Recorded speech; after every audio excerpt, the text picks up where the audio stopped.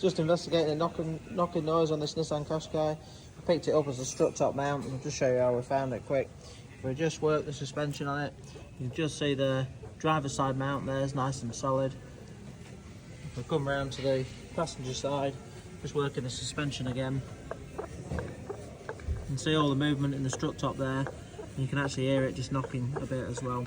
But yeah, over the road, just on like bumpy surfaces, we're getting quite a loud knocking noise. So just in case, now we'll get a new strut top mount ordered, get it all stripped down, get it swapped over. Now that the strut's off, you can just see looking at it where it's actually been moving around in there as well, so still tight at the minute. But just get the new one, still waiting for the new bit, and then we can get it swapped over.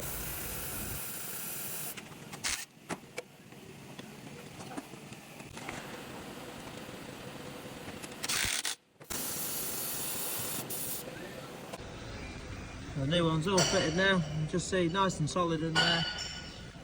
Just strip the other one, just have a quick look, and you can just see the bushing on the inside where it's all worn and it's been moving. So but yeah, quite a straightforward job, nice fix, it's all sorted now.